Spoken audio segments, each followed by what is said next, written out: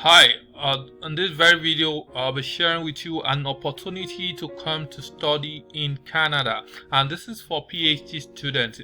So I'll be sharing that opportunity on this very video, and if you are interested, make sure you watch this video till the very end as I kind of unravel all the details that you need to know to be able to apply for this opportunity. And thanks if you're just joining this video or this channel for the very first time. On this very channel we share information, opportunities for study, jobs, and any other opportunities that you may think of. So stay tuned as I transition to sharing the particular opportunity in this video. So this is the graduate scholarship. So if you are completed your master's degree program and you're looking for opportunity to study in Canada, to study for PhD program, this opportunity is for you, as this opportunity is for anyone around the world. If you're a Canadian citizen or permanent resident, or you're a foreign citizen. So we'll be sharing important information like the important date, what to look out for, how you going to apply for this particular opportunity. So let's just look at the story behind this particular scholarship opportunity. It's called the Vanier Graduate Scholarship. It's named after Major General Georges P. Vanier, the first Francophone Governor General of Canada. The Vanier Canada Graduate Scholarship program helps Canadian institutions to attract highly qualified doctoral students. So it's valued at 50,000 Canadian dollars per year for 3 years during doctoral studies. So doctoral studies usually takes 3 years. Maybe when it's not completed in 3 years, it could take 4 years. But most of the time, for this kind of program, they will ensure that you complete it in 3 years because it's a fully funded program. So considers 3 equally weighted selection criteria: academic excellence, research potential, and leadership. That's potential and demonstrated ability. So let's just kind of look at these criteria for you to understand what they look out for, because it's very important that you know what they look out for so that you can put that in consideration when you are working on your application. The first thing is academic excellence.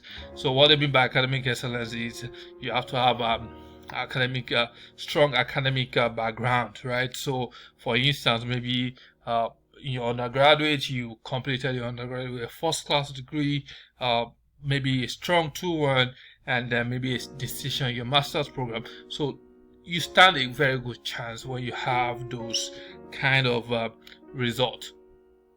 So the next one is research potential. So you must have demonstrated research potential, maybe during your masters, be on your undergraduate probably, or maybe in your opportunity career trajectory. Probably you are in a research area or a research institute or a organization that kind of involved in research. So this is very important because you have to relate any of those research that you've done in the past that has a strong point for you to be able to leverage on when you are being selected for this particular graduate scholarship. So that's very important. You need to work on that, or you need to look into, because I know that some students may not have a lot of research background. For instance, probably they only did research project in their undergraduate, and maybe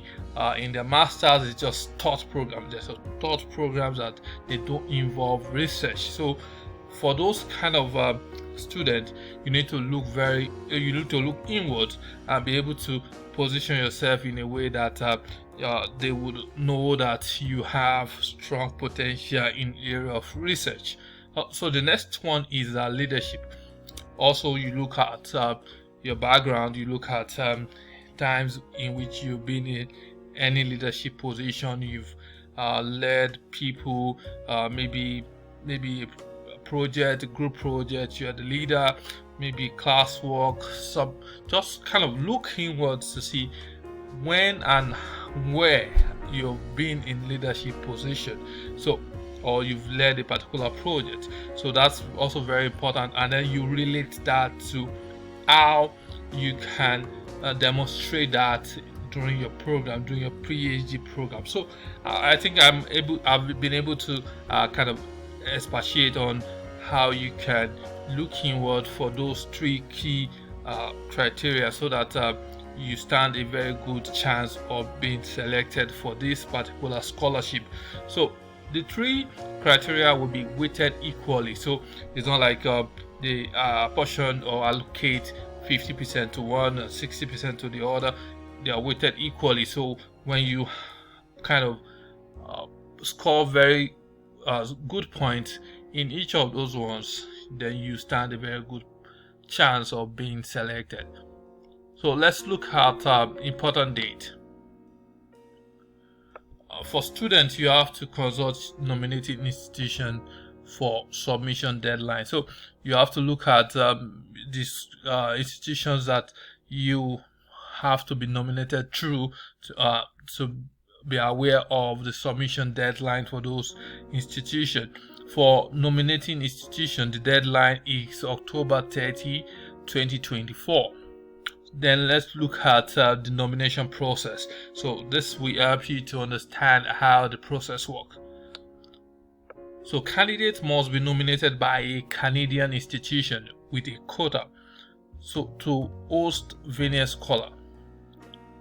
Candidates should only seek a nomination from institution at which they want to study. The term quota refers to the maximum number of nominations an institution can forward to the national competition.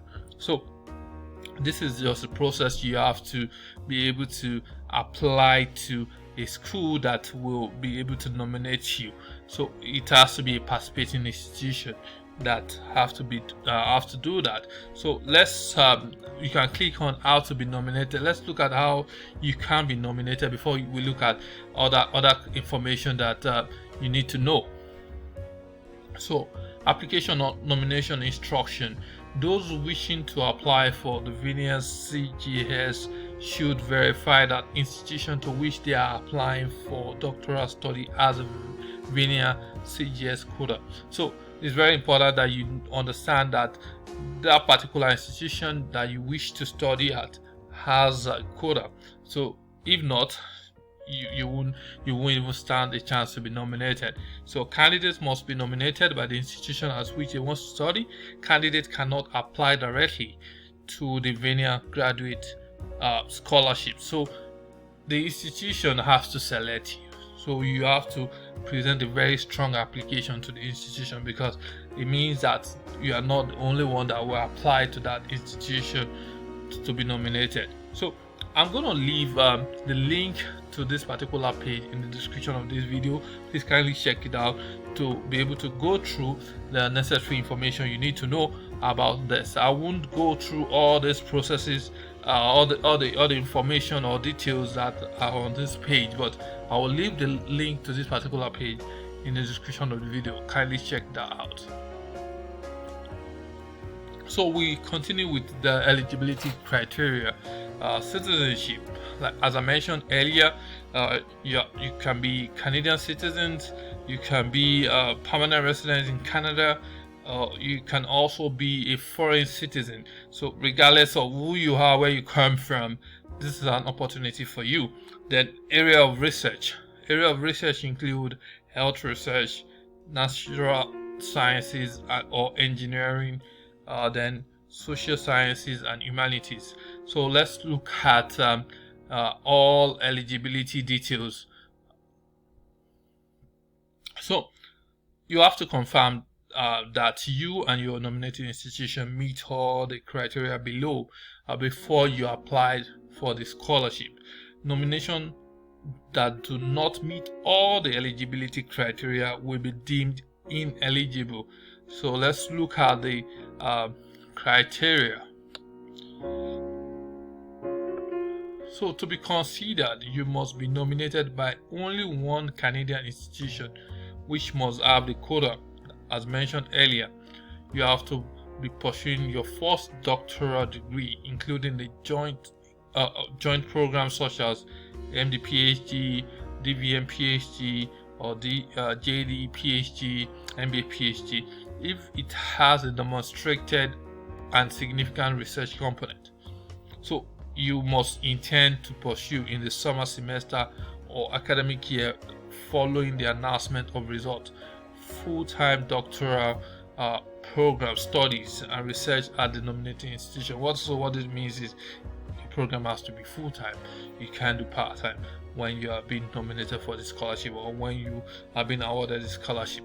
So have completed no more than 20 months of full-time study in your doctoral program as of May 1st, 2025. So what also this means is an opportunity for those who are already in a PhD program. So it's very important. This is an opportunity for those who are already in a PhD program, because said you must have completed no more than 20. So if you have completed no more than 20, this is also an opportunity for you.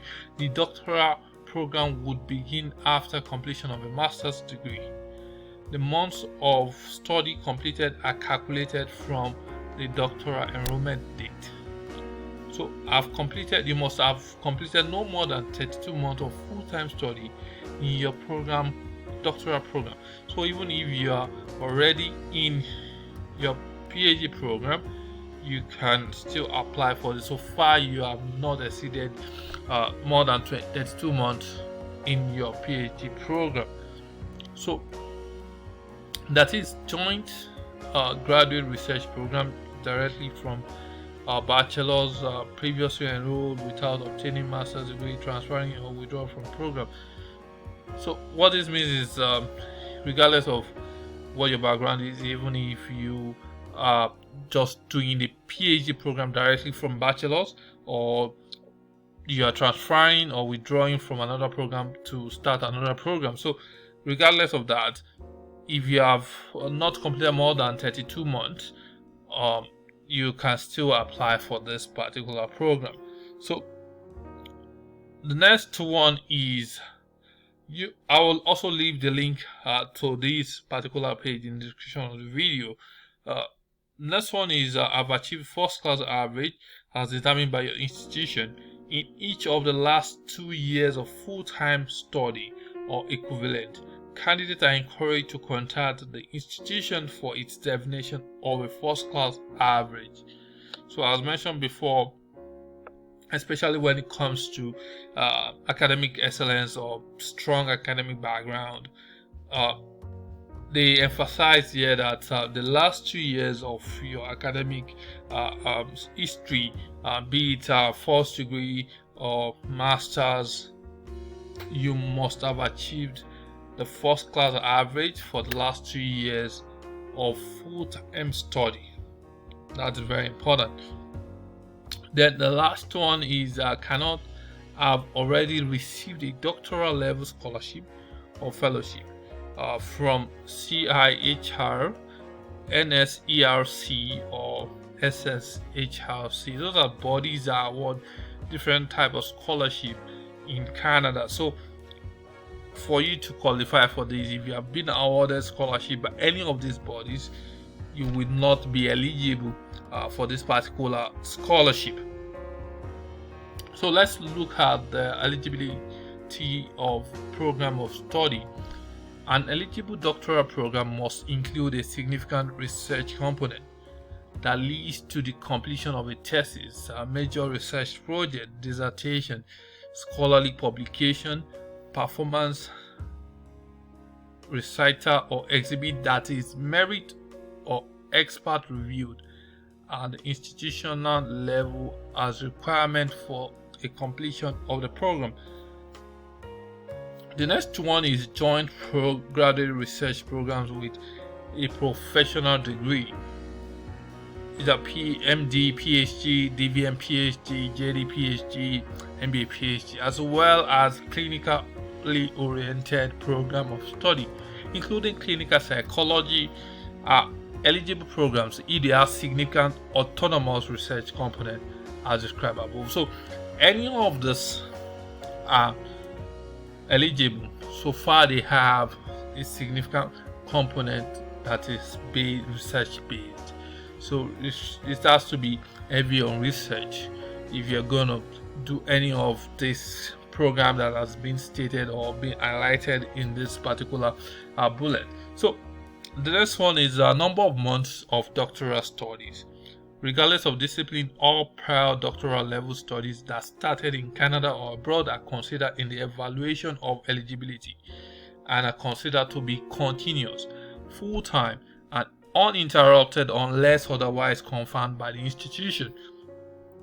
So what this means is that regardless of your discipline, all prior that have started abroad or anywhere will be evaluated for eligibility criteria. So they will have to look at that to see if you can continue from where you stopped, especially for those who have already been studying in countries outside Canada. So they have to look at those to be able to assess how many months you have left if you are transferring your program or studies to institutions in Canada. So let's look at joint graduate research programs. If you are registered in a joint graduate research program and a master's degree is obtained as a part of the program, the months of studies are calculated starting from the date on which you are officially registered in the joint program. So this boils down to the date in which you've started the program, and then it's actually official when the date you registered for the joint program is when the count has the period or from the start of the period in which you started the program. So nominating institution, there's a link here that has been provided here. So I have the link to this particular page in the description of the video, so you are able to click on this link to be able to know those institutions that have CODA. So let's look at part-time studies. Like a Vanier CGS may be held by students who are registered part-time due to disability, parental or medical reasons, or family and community related responsibilities. Requests which fall outside these areas will be reviewed by the agency on a case-by-case basis. So as mentioned before, this program is for full-time studies. However, if you're into part-time, it has to be based on disability, parental, medical reasons, or family or community related responsibility. So otherwise you have to your reasons have to be reviewed. Check out the link to this particular page in the description of the video and go through them and educate yourself on how to go about this. All the details have been provided, and I wish you all the best in pursuing this particular opportunity. So let's look at what else you need to know.